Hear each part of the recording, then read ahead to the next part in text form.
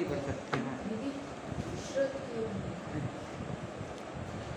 मंगलम भगवान धीरो मंगलम गौतमोदणी मंगलम कुंद कुंद जो धर्मोस्तु मंगलम।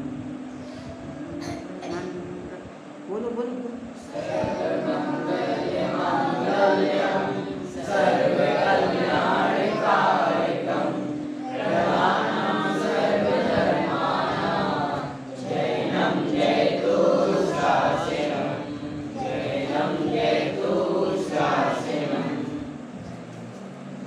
देखो, जैन दर्शन के कुछ मुख्य सिद्धांत हैं जिनमें है एक द्रव्य दूसरे द्रव्य का कर्ता नहीं है।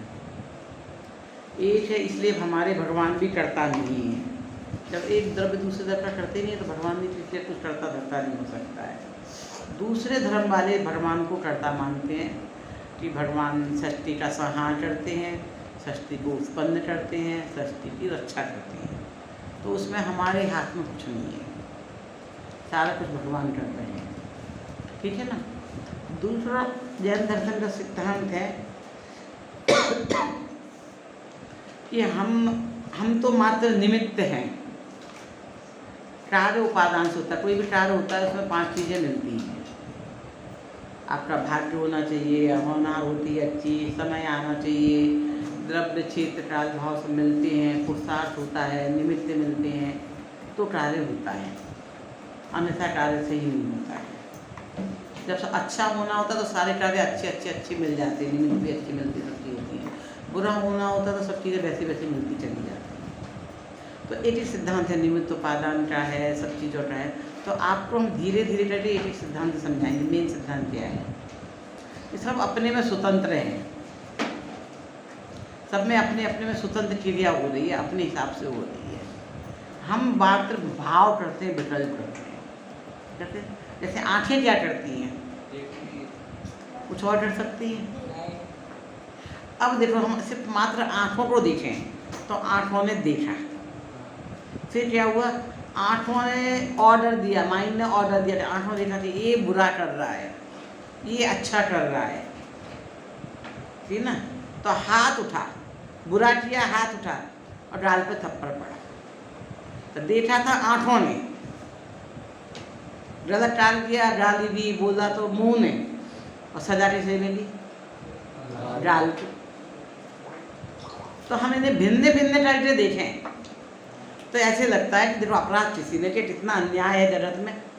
अपराध देखने वाली तो आंखें थी, गाल ने तो देखा ही नहीं था कुछ भी, उसने बताया था, मुंह ने गंदा संदा बोला था, बेचारे गाल को मुफ्त में चांटा पड़ गया। उसने तो कुछ भी नहीं किया था, चुपचाप बैठा था वो, तो हैं कुछ कर रहा था ये गाल?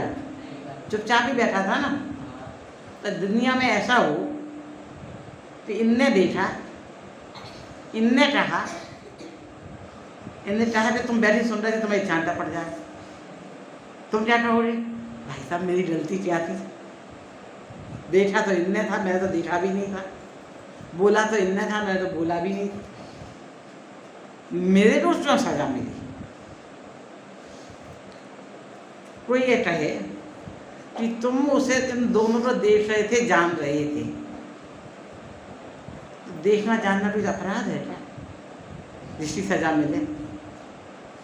बोलो, देखना जानना तो अपराध नहीं। पर यदि तुम प्रोत्साहित करने लगो, अच्छा बहुत बढ़िया है, और तुमने डाली दी, बहुत अच्छा, 2 डाली और बको, 4 डाली और बको, अरे डाली क्यों दे रहे हो? चांटा मारो, तो थोड़ा हो गया, वचन से अपराध हो गया कि तुमने उसको सहमति दी, स्वयं नहीं किया, करने की अनुमोदना की।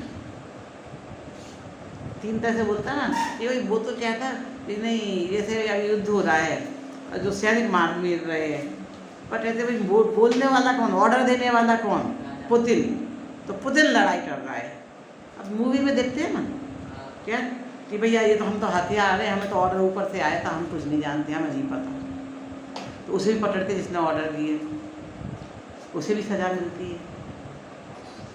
मिलती है कि नहीं? तो ऐसे ही हम मन में सोचें, उसका भी हमें सज़ा मिलती है, वाणी से गलत बोले तो सज़ा मिलती है, और शरीर से डरे तो भी सज़ा मिलती है। मन वचन काय स्वयं करे तो सज़ा मिलती है, दूसरे से डरवाएं तो सज़ा मिलती है, तो प्राय कर उसकी अनुमोदना करें तो सज़ा मिलती है। सबसे बंद होता है, कम ज़्यादा का फर्क है बस।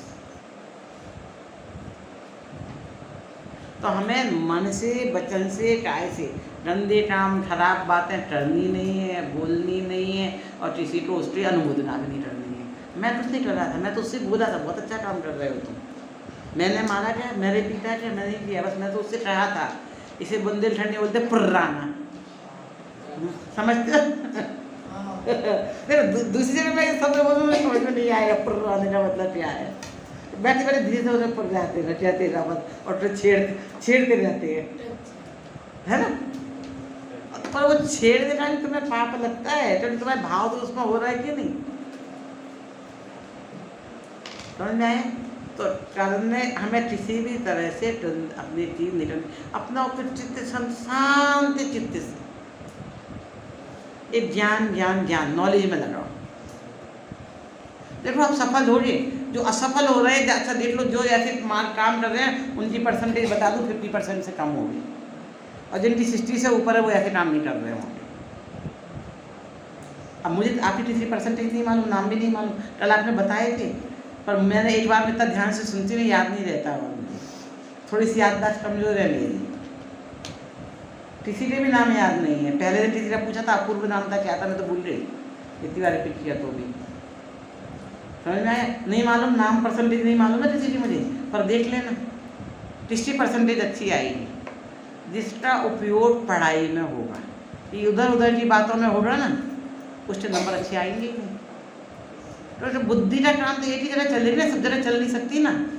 क्या मारपीट में, मस्ती में, इसमें नेट चला लो या पढ़ने में चला लो। अब आप एक बात देखना, गर्मी सर्दी जिसे लगती है, जिनका मन इधर उधर भटकता है, उन्हें जो अपने काम में दत्त चित्त होकर पढ़ते हैं, मुनिराज हैं, अपना काम ध्यान से कर रहे हैं, उन्हें गर्मी सर्दी नहीं लगेगी। और जब आप भी ध्यान से पढ़ रहे होंगे तो आपको गर्मी सर्दी का एहसास ही नहीं होगा, पता ही नहीं चलेगा।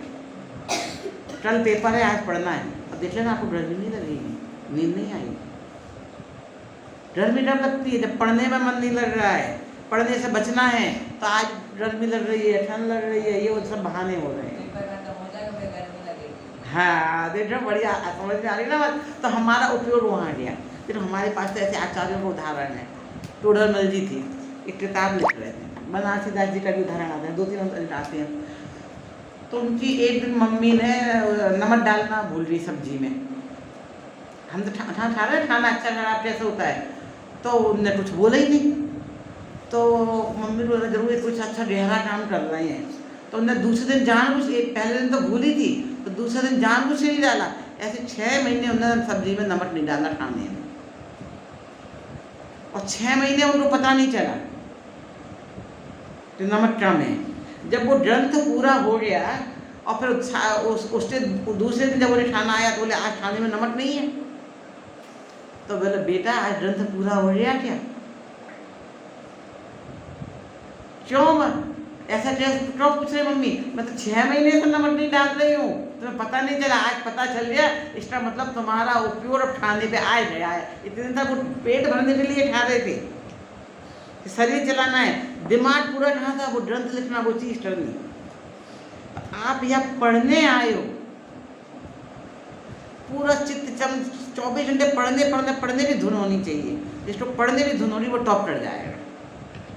जो दुनिया का इधर देखेगा उधर देखेगा, ये कमी वो कमी, अरे जो है जैसा है हमारे घर से अच्छा उपलब्ध है ना, घर में से तो इससे ज़्यादा कमी थी ना, इतने साधन उपलब्ध नहीं थे ना, इतना मौका नहीं मिलता था ना। फिर आज मम्मी से काम करो, पापा से काम करो, भाई बहन से काम करो, ऐसा टाइम मिलता था तुम्हें, इतना खेलने को मिलता था तुम्हें। तो यहाँ आए हो, 5 साल निर्विघ्न होकर रह रहे हो, तो पूरा समय जो वो ज्ञान में डाल देगा वो दुनिया में भी सक्सेस हो जाएगा। आप पढ़ने के लिए पढ़ो, ज्ञान प्राप्त करने पढ़ो, टॉप करने के लिए नहीं पढ़ो। टॉप करने के लिए पढ़ोगे तो टॉप नहीं करोगे, ज्ञान प्राप्त करने के लिए पढ़ोगे तो टॉप करोगे। अंतर समझ में आया क्या है? आपने सोचा कि मैं टॉप करूँगा, इसलिए पढ़े। तो फिर आप सोचो चॉइस क्या है, इम्पोर्टेंट पढ़ोगे, फिर चॉइस में छोड़ दोगे कुछ लेसन, अब वो नहीं आए तो फिर आपके पूरे मार्क्स नहीं आएंगे। टॉप करने के लिए पढ़ेंगे तो फर्स्ट डिवीज़न आएगी, फर्स्ट डिवीज़न के लिए पढ़ोगे तो सेकंड डिवीज़न आएगी, सेकंड डिवीज़न के लिए पढ़ोगे तो थर्ड डिवीज़न आएगी, और पासिंग मार्क्स के लिए पढ़ोगे तो फेल हो जाओगे। ये नियम है, जितना सोचते हैं उससे कम ही होता है। आप अपना ज्ञान प्राप्त करने के लिए पढ़ रहे हो, नॉलेज, तो कुछ चीज़ छोड़ोगे नहीं चॉइस में, हर चीज़ की नॉलेज होनी चाहिए, हर चीज़ आना चाहिए।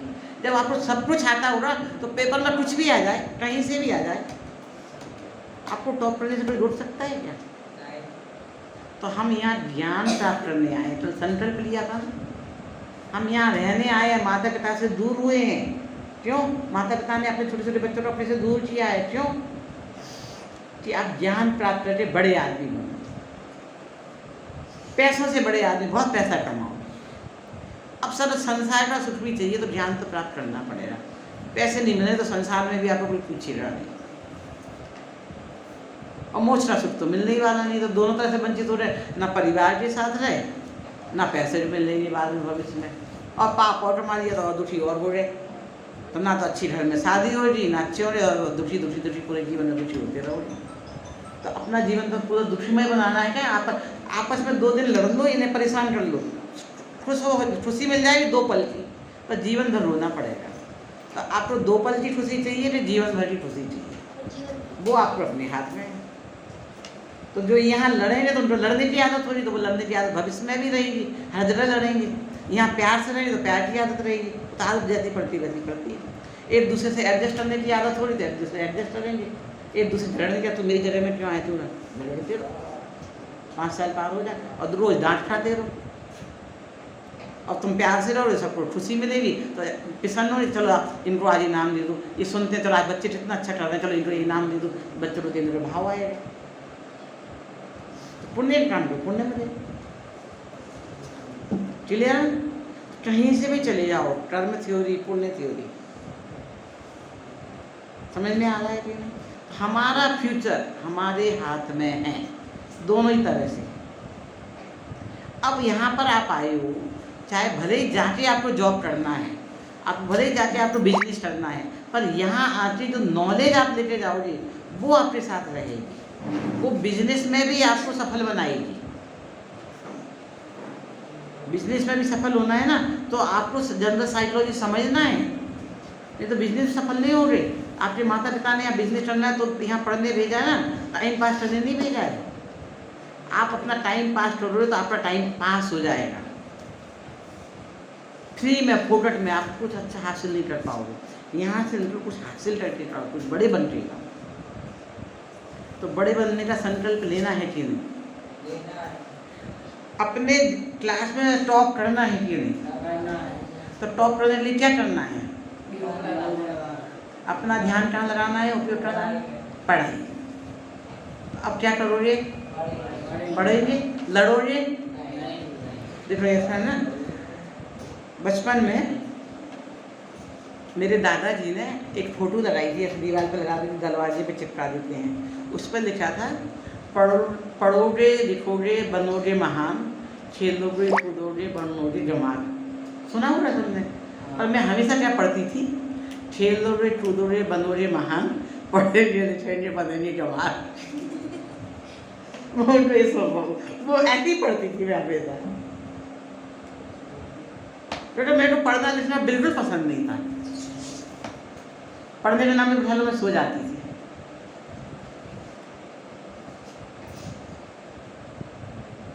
तो बचपन में ऐसे ही होता है, खेलना कूदना अच्छा लगता है। आज तो खेल कूद के भी पैसे कमा लेते, इसलिए तो आप क्रिकेटर बन रहे हैं ना, क्या देते ना, है ना?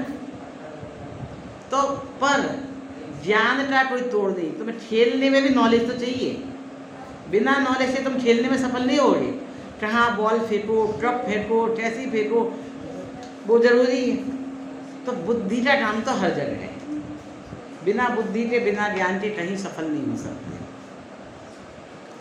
यहाँ पर जो जनरल नॉलेज पढ़ाई जाती है ना, कोई 6, 7, 8, 9 पढ़ रहे हैं, ऐसे बहुत बड़े ऐसी चीज़ नहीं पढ़ाई जाती हैं। उनका उपयोग जीवन में डे टू डे लाइफ में होता है। तो तो जब यहाँ से आप अच्छे बच्चे बनते, टॉप क्वालिटी जाओगे, तो आपके माता पिता भी खुश होंगे कि हमारा इन्हें बाहर भेजना सार्थक हो गया।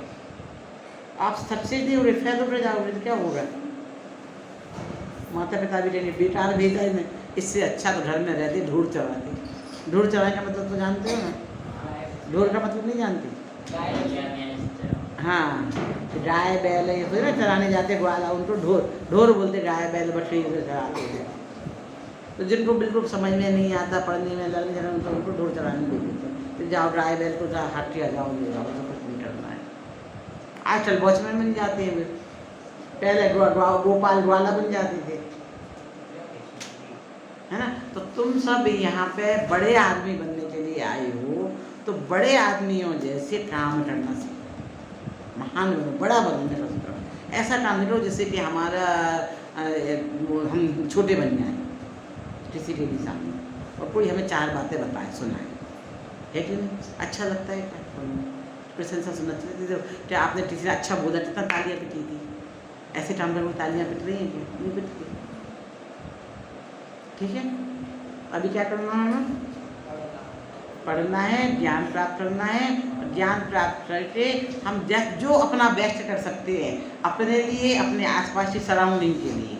हर व्यक्ति याद करे कि वो बच्चा आया था, इतना बढ़िया था, उसने हमारे, आपको समझ में आ रही है, यहाँ मंदिर में ऐसी अच्छी चीज रही, कहीं सब में हेल्प करो, सजाने में, संभालने में, जहाँ कर सकते हो। एनर्जी है ना आपके पास, आपकी एनर्जी, सर की बुद्धि, एनर्जी और बुद्धि मिल जाए तो बहुत अच्छा कमाल हो जाएगा। तुम टाइम दोगे तो अच्छे अच्छे प्ले करना, पोइट्री लिखना, चीज़ें करना सब सिखाएंगे, पर्सनैलिटी डेवलप करवाएंगे आपकी, बोलना हर तरह से कि आप भी आके बोल सको। और फिर हम इन्हीं बातों में लड़ते रहोगे, इन्हीं बातों में उलझ जाएंगे, टाइम ही नहीं मिलेगा अपने को। तो ओवरऑल आपको, आप बोलना सीखो अच्छे से, पोइट्री लिखना सीखो, आप डिबेट करना सीखो, करो, तो उसमें अपने बुद्धि का उपयोग करो तो बहुत अच्छा रहेगा। तो सभी अपनी बुद्धि का सदुपयोग करें, इसी भावना से।